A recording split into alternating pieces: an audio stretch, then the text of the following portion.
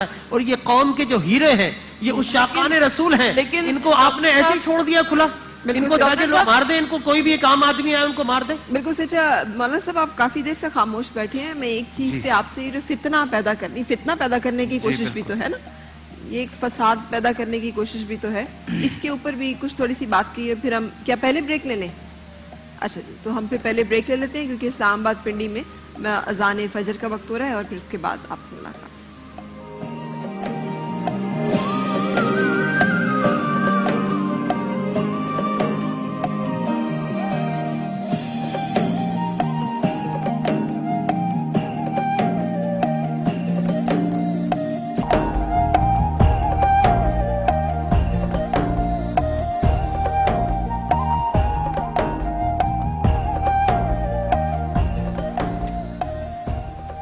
خوش آمدید رمضان عشق ہے سحری ٹرانسمیشن میں. اور جسے کہتے ہیں نا دنیا داری چلتی ہے ساتھ ساتھ، تو ہم لوگ اللہ کے نام کے ساتھ روزہ رکھ رہے ہیں اور سحری کے لیے اس وقت سارے بیٹھے ہوئے ہیں. جویریہ بار بار بتا رہی ہے ادھر سے آتے تھے ادھر سے آتے تھے، یوں کہتے تھے. اور میں سوچ رہی ہوں کہ یہ تو جویریہ ہے جن سے ان کی ملاقات وقت پہ، جن کو منہ سے زبان سے انہوں نے بیٹی کہا اور بیٹی کی طرح ہی رکھا. کیونکہ وہ جو اصل بیٹیاں ہیں ان کی، وہ جن کے ہم نے شارٹس دیکھے ہیں کہ کھڑکی سے جھانکتی ہوئی، ان معصوموں کے دل پہ کیا گزر رہے ہوگی. ابھی ہم جی بولیے آپ پلیز. یہ کہہ رہی ہوں دل اتنا ہمارا دکھا ہوا ہے، ہم صرف دیکھ کے ہمارے رونگٹے کھڑے ہوئے ہیں. ان پہ کیا بیت رہی ہوگی. آپ کو بھی تو بہن کہتے تھے؟ جی مجھے بہت کم لوگوں کو بہن کہتے تھے. ہاں، مجھے فخر ہے کہ مجھے بہن کہتے تھے اور نیئر بھی کہا تھا. اچھا، ایک واقعہ ایسا کہ میری ان سے ملاقات ہوتی رہتی تھی. تو ایک دفعہ انہوں نے مجھے بتایا کہ وہ پڑوسی ممالک جا رہے ہیں نا، تو میں کہا وہاں جائیں گے نا میرے لیے دھاگا ضرور لائیے گا. اب اس بات کو 2 مہینے گزر گئے، رمضان آیا، رمضان میں میرے ان سے ملاقات پہلی ہو رہی ہے میک اپ روم میں. وہ آئے، انہوں نے اپنی جیب سے 6-7 دھاگے نکالے. پھر انہوں نے سب سے پہلا دھاگا لا کے مجھے دیا. مجھے کہتے ہیں لو میں تمہارے لیے لایا.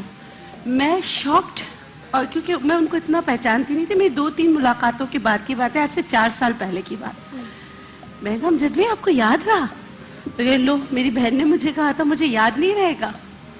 مطلب اتنی چھوٹی چھوٹی باتیں ہیں ان کے ساتھ، اتنی آپ یقین کریں بہت کم لوگ ایسے ہوتے جو جن کا آپ جس طرح کہہ رہے ہیں منافقت جن میں نہیں ہوتی. جن کا ان اور آؤٹ ایک ہوتا ہے. ان میں سے امجد بھائی ایک تھے.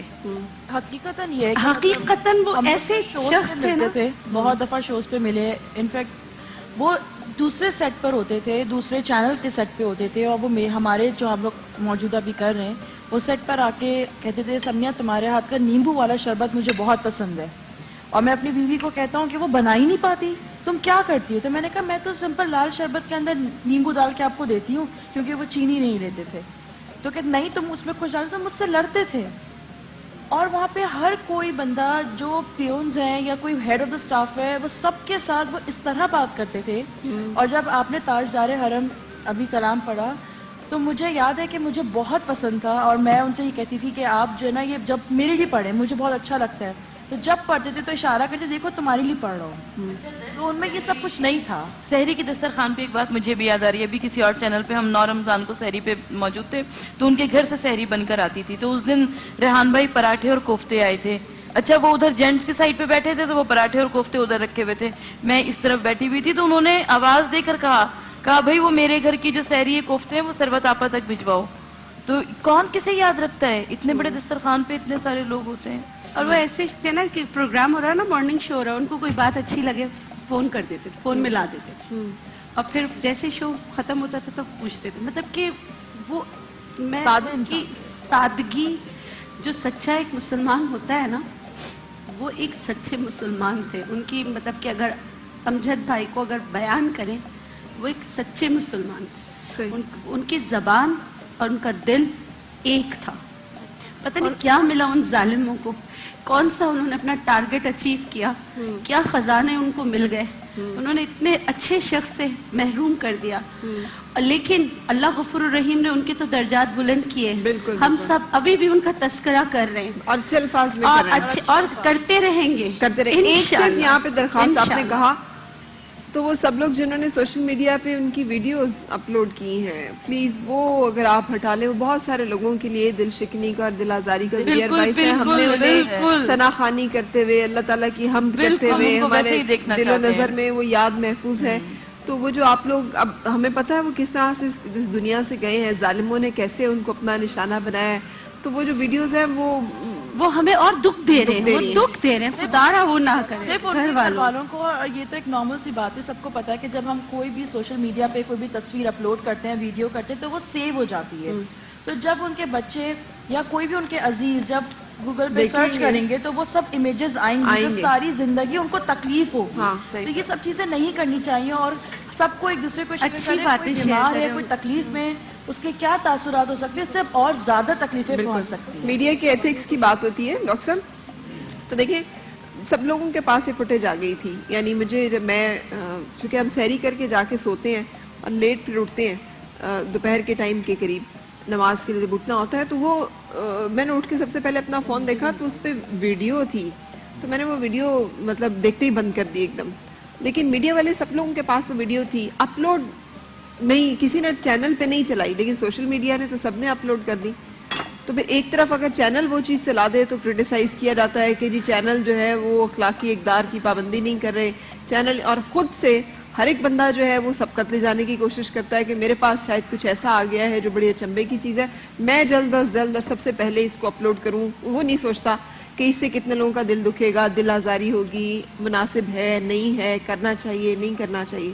اصل میں ہماری اتھارٹیز یہ سمجھتی ہے کہ یہ 20 انچ اور 40 انچ اور 50 انچ کے اوپر اگر پابندی لگا لیں گے تو شاید لوگوں کو نظر نہیں آئے گی. یہ جو 6 انچ کی اور 5 انچ کی اسکرین ہے نا، یہ آپ کو سب کچھ دکھا دیتی ہے. تو لیکن ڈاکٹر صاحب اب یہ بات تو یہ ہو گئی نا کہ پھر پابندی حکومتیں نہیں لگائیں گی ساری پابندی، جس کا ہم اتنے روزہ جس مقصد کے لیے آئے، کچھ چیزیں اللہ کے خوف سے، اس کے خیال سے، اس کی مخلوق کی دل آزاری کے خیال سے، بہت سارے لوگوں میں ایک برا میسج جانے کے خیال سے، بہت ساری چیزوں پہ پردے بھی تو ڈالنے بعض اوقات پڑتے ہیں نا. بہت ساری ہر ایک چیز کو خدا نہ خواستہ کسی اپنے، اور ہمارے اپنے ہی تھے وہ، لیکن خدا نہ خواستہ کسی اپنے بھائی، کسی اصل سگے، تو ہم چاہیں گے کہ ہمارے سامنے اس طرح سے اس کی تصویر یا اس طرح سے اس کی کوئی ویڈیو آئے. تو کیوں ہم لوگوں نے اس طرح سے پھر کیا سوشل میڈیا پہ؟ مجھے نہیں سمجھ آئی. سوشل میڈیا ہمارا مادر پدر آزاد ہے، اس پہ جو چاہے جس وقت چاہے جو چیز ڈالنا چاہے وہ ڈل جاتی ہے.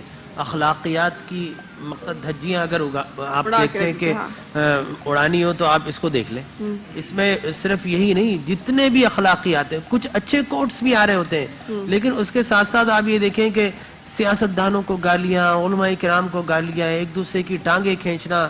اور اتنا یہ فاسٹ ہو گیا ہے میڈیا کہ پلک جھپکتے پوری دنیا میں پھیل جاتا ہے. تو مقصد یہ کہ کسی کے عیبوں پر پردہ ڈالنا چاہیے، لیکن ہم نے دیکھا کہ میڈیا جو ہے وہ پردہ ڈالنے کے بجائے ان کے عیبوں کو اچھالنے کا سبب بن رہا ہے.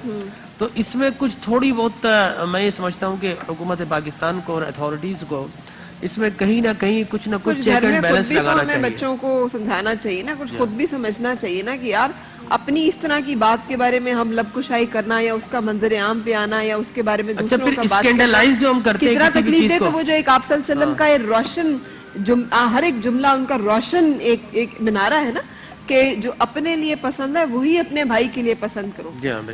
مسلمان وہ ہے جو اپنے لیے پسند کرے وہی اپنے بھائی کے لیے پسند کرے. فرمایا جو کسی کے عیبوں پر پردہ ڈالتا ہے تو اللہ تبارک و تعالیٰ اس کے عیبوں پر پردہ ڈالتا ہے. ہاں بالکل. اور اگر کسی نے کسی بھائی کو رسوا کر دیا تو دو طرح کی حدیث ہے. ایک تو یہ کہ اس وقت تک اللہ اسے موت نہیں دے گا جب تک اسی جرم میں اسے رسوا نہ کر دے، اور دوسری یہ کہ کل قیامت میں سر عام اللہ اہلیان محشر کے سامنے اسے رسوا کر دے گا.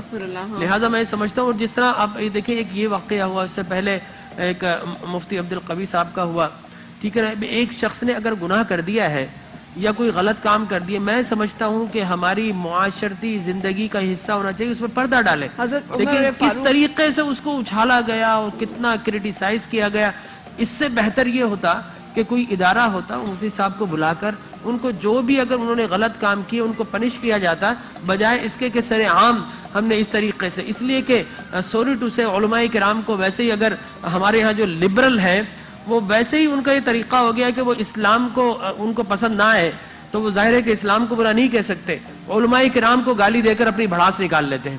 تو میں سمجھتا ہوں کہ یہ اور کسی نے نادان دوست نے موقع دے دیا اور جس طریقے سے اسے ایکسپلائٹ کیا گیا ہے میں سمجھتا ہوں کہ بعد میں ہمارے سوشل میڈیا دور کی بات ہے ہمارا الیکٹرونکس میڈیا نے جس طرح اس پہ پروگرامز کر کے ہائٹ بنائی ہے اپنی ریٹنگ کی چکر میں تو میں سمجھتا ہوں کہ یہ معاشرہ گھر گھر میں ہمارے بچے دیکھ رہے ہیں بڑے دیکھ رہے ہیں اور جس طرح اس خاتون کو پیش کیا گیا میں سمجھتا ہوں کہ یہ اب اخلاقیات جو ہے وہ اب میرے خیال میں بے معنی ہو کر رہ گیا ہے. صحیح آپ دیکھیں نا آپ کے اب آپ نے کتنا دل پہ لیا کہ ایک عالم کی بارے میں اگر کوئی بات نہیں دیکھیں ایک گندی مچھلی پورے تالاب کو گندا کر دیتی ہے ٹھیک ہے نا ایک گندی مچھلی آپ پہلے ہی دیکھیں میں آپ کو سوری ٹو سے علماء کرام نے انتہائی میں اپنا دل جلا ہوا میں کہوں گا علماء کرام نے اپنے علم کا وقار اور اپنے علم کا جو ان کا معیار تھا وہ پہلے ہی کھو دیا تھا